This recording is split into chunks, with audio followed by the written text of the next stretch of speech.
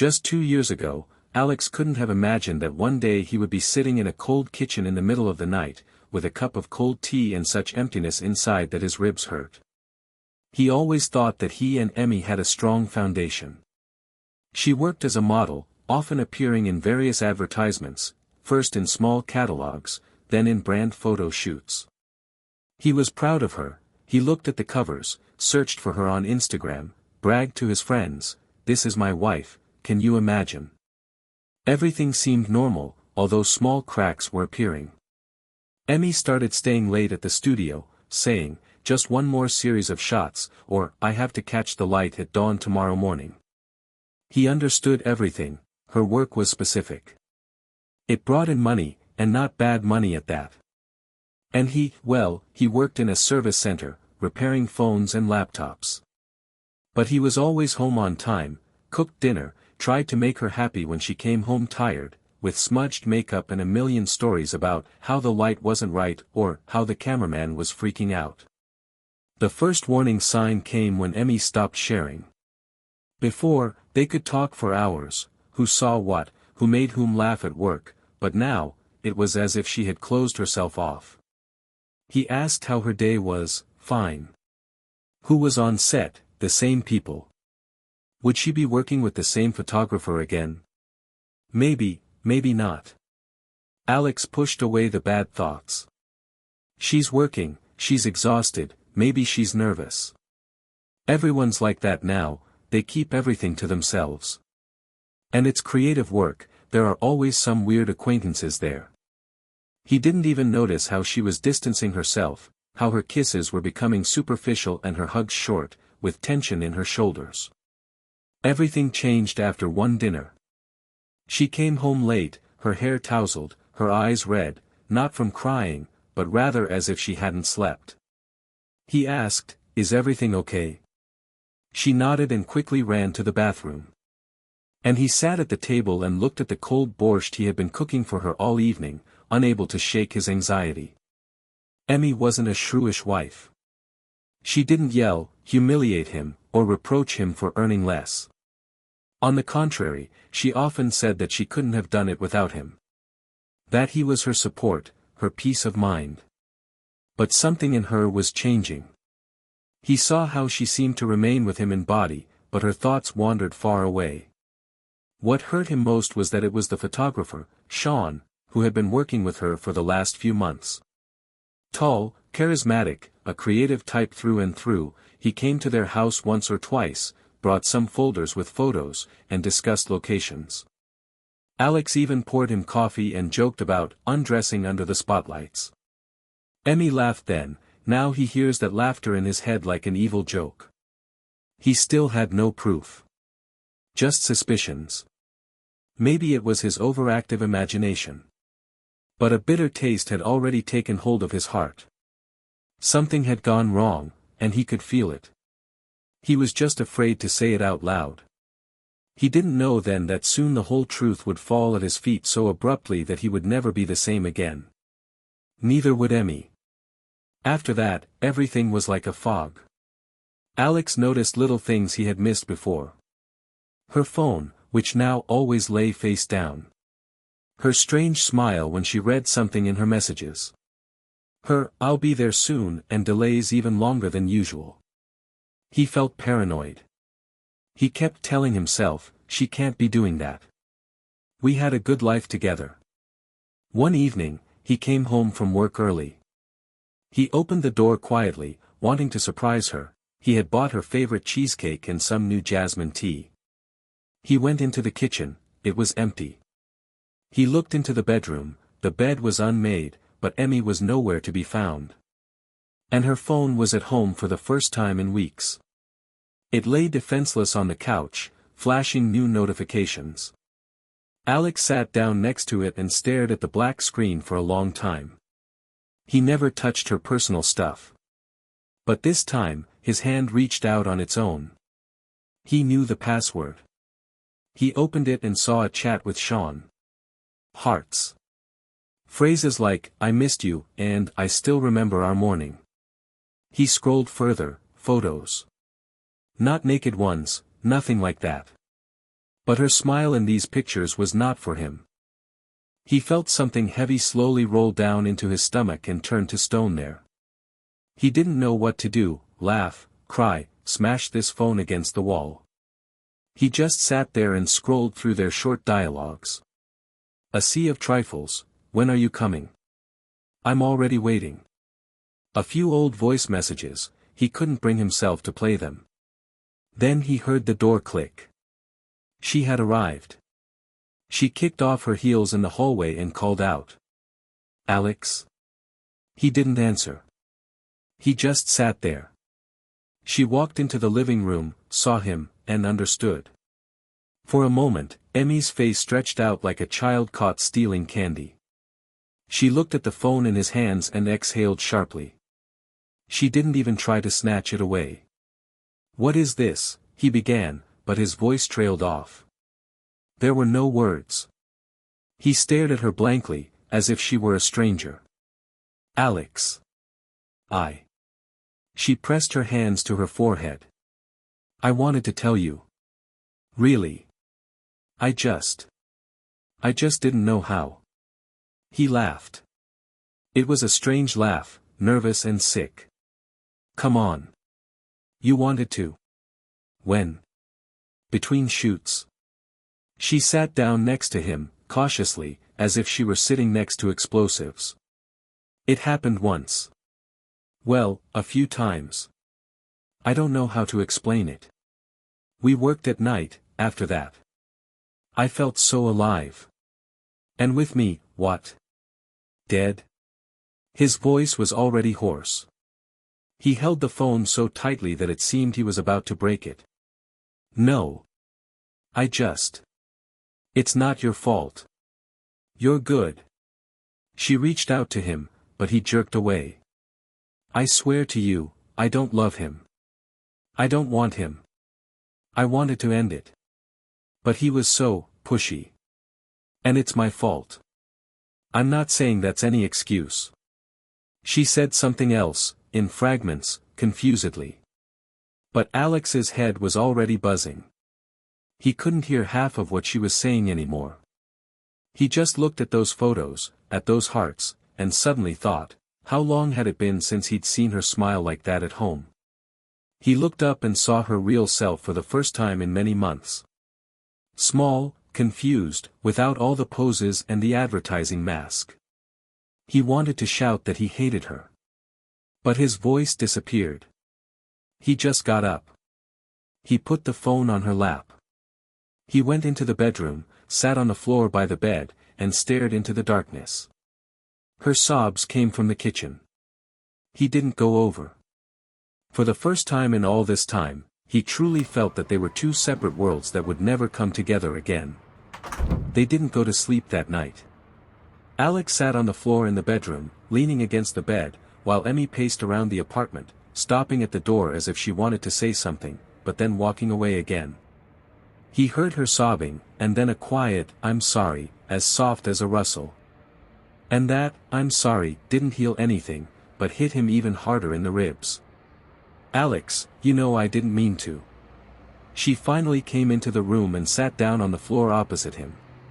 Her hair was sticking out in all directions, her makeup had worn off half a day ago, and there were dark circles under her eyes. For the first time in a long time, she looked real. He was silent. He looked at her as if she were a stranger he was seeing up close for the first time. Why are you silent? Say something. Her voice trembled. She grabbed his hand, but he felt only coldness. What do you want to hear? That I forgive you. He finally said hoarsely. No. I don't know. I just want you to understand. It wasn't an affair, it was a mistake.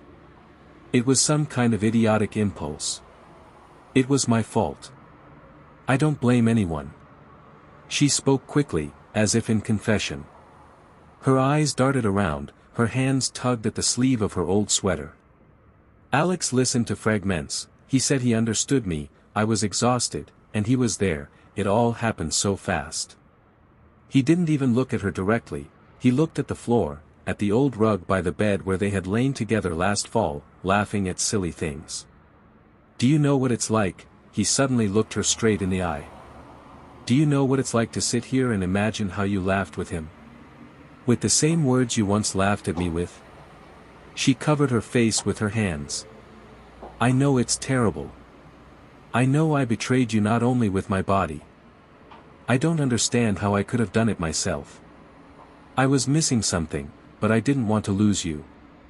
I love you. Do you understand? I love you."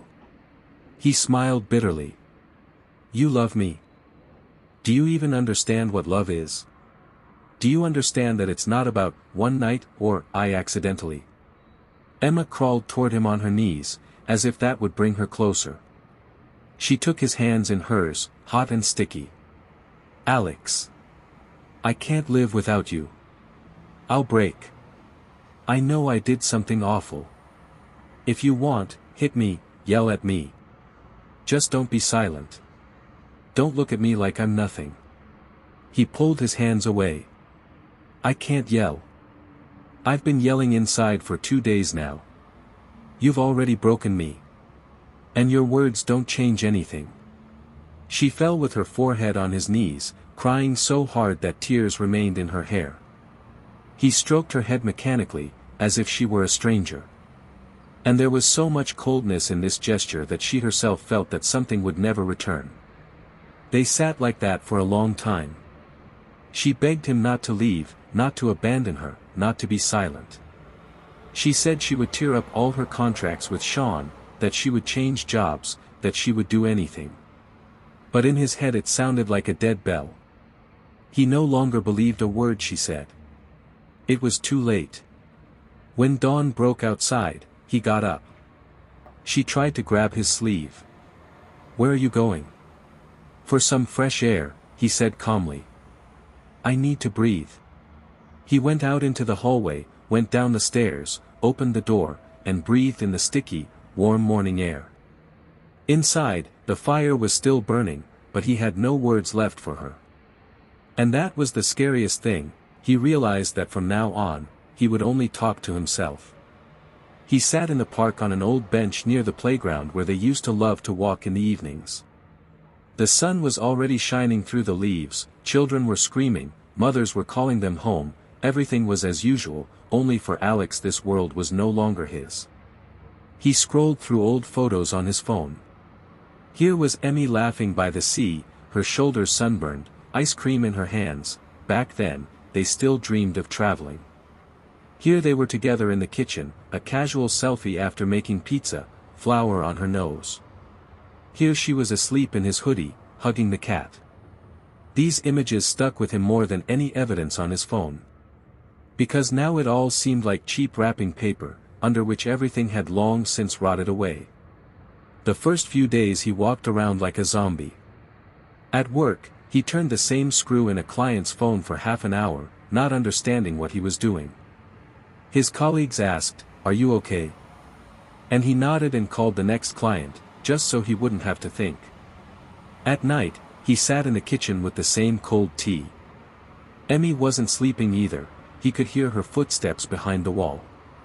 She came several times. She sat down silently next to him and rested her head on his shoulder.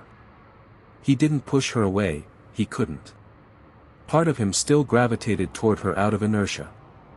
But inside, it was as colorless as warm tea after a night. The worst thing was the unexpected flashes. He could be standing in the shower and suddenly clearly imagine her laughing in Sean's arms. How he whispered something to her in the studio, how she responded. These images twisted him, and he leaned his hands against the walls, as if those walls could hold his shattered pride. She tried. She made breakfast, even though she had always grumbled that it wasn't her thing. She left him little notes, "I'm here, we can do this, I'll do everything." But he gathered these scraps of paper in his fist and threw them in the trash. Because he didn't want us anymore. He understood, she wasn't a bitch, she wasn't cold, she wasn't a monster. She was weak. And that weakness undermined everything he believed in. If she had screamed, accused him, kicked him out of the house, maybe it would have been easier for him to hate her. But she apologized, cried, clung to him, and he could no longer give her the shore she was clinging to. What tormented him most was who he was now. A man who had been betrayed. Or a man who would let her go. He searched for anger within himself, but found only fatigue. His friends said, "You're young, you'll forgive her." His mother advised, "Fight for your family." But he didn't want to fight for anything. He felt that even if he started to patch things up now, there would still be a crack. Forever. One evening, he sat on the balcony, looked at the lights of the city, and suddenly thought, maybe I'm to blame. Maybe he suffocated her with everyday life, with those evenings of watching TV and falling asleep. Maybe he didn't notice when she became hungry for life. But then another voice came, "No. You did everything you could. You loved her as best you could. If love can be betrayed so easily, was it real?" After a few weeks, he realized that something inside him had come to terms with it. The pain remained, but it no longer took his breath away. He could look at her and no longer see her as his one and only. He saw a woman who had made a mistake, and left them both with that mistake. And the scariest thing was that he no longer wanted to hate her. He didn't care anymore. Another month passed. Every day, Alex woke up and checked to see if it still hurt. It hurt, but quietly, not like a wound, but like an old scar that would never go away. He no longer looked for her phone or searched for suspicious messages. He just lived with her, like a roommate, like a relative, but not like a husband. Emma had changed too. She stopped throwing tantrums. Instead, she quietly made coffee, cleaned up, tried to be there without imposing herself. She didn't look up when he entered the room. She didn't hug him unexpectedly, didn't say those meaningless, "I love you," "s." She seemed to understand too, something inside him no longer belonged to her. One evening, they were sitting in the kitchen. She put a cup of tea in front of him and, for the first time in many weeks, dared to look him straight in the eye. "Alex, have you thought about what we're going to do next?" He slowly stirred his tea. He watched the lemon slices float. "I was thinking," he replied calmly. "You know, it's strange. If you had lied even more back then, maybe I would have forgiven you. If you had said that nothing had happened, that I had made it up. But you're honest. And that's worse." She lowered her gaze. "I know. I don't want to break up," he said. "I'm not ready to go to court, divide up the food processor and dishes. I'm not ready to explain to everyone why. I just don't care. I don't want a new life right now. And I don't want to take revenge on you." Emma looked at him as if she were awaiting a death sentence. "Do you want me to leave?" He shrugged. "This is your home too.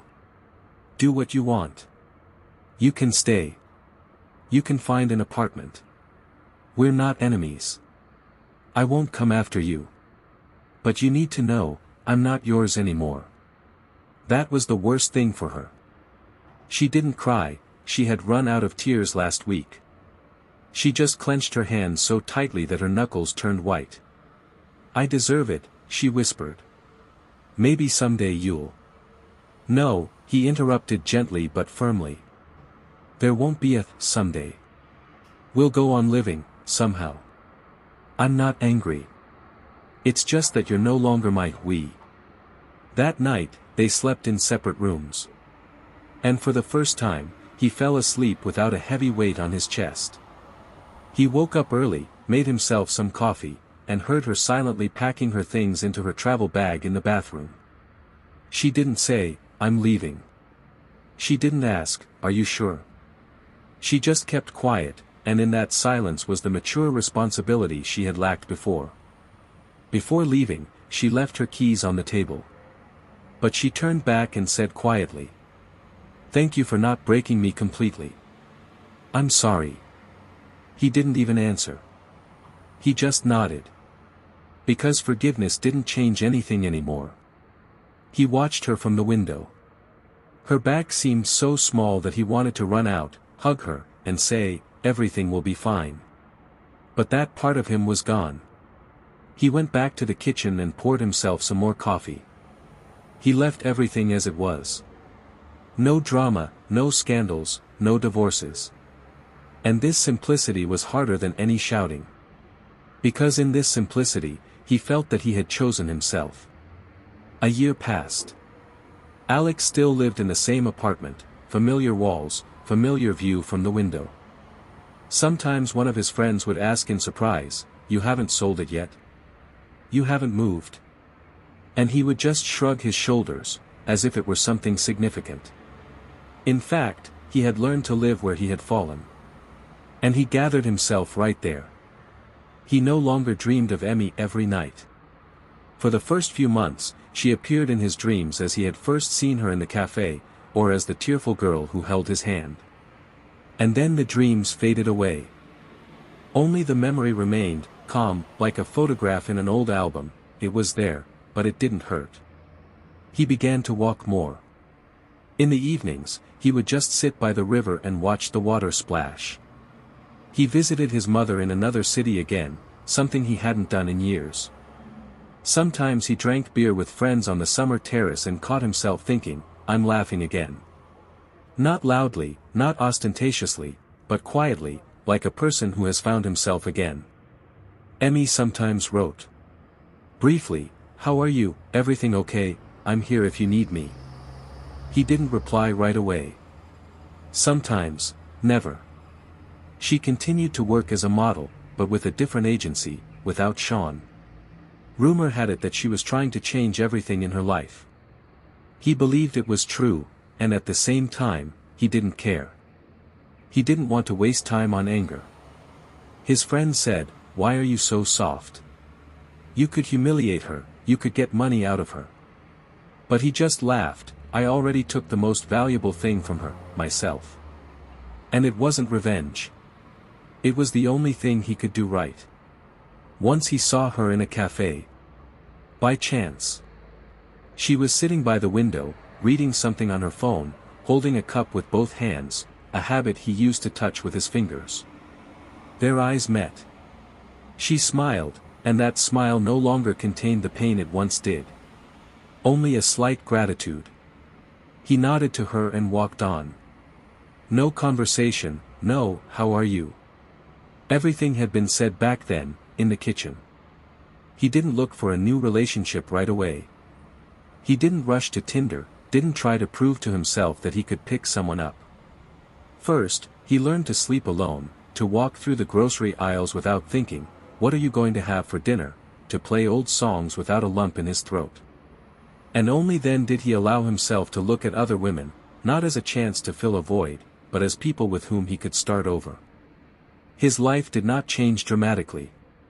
He did not become someone new, did not start his own business, did not buy a convertible, and did not go on a trip around the world, like in the movies. He simply became honest with himself. He realized that even the most precious people can burn you. And that forgiving doesn't mean keeping those who have already broken something inside you close to you. Sometimes he thought, what if we had patched things up back then? And he immediately understood, they would have lived side by side, but alone.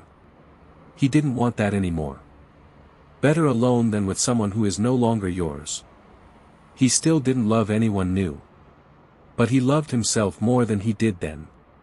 And that was enough to go on living. Not as a hero, not as a saint, not as a victim, just as a person who had survived betrayal and had not betrayed himself.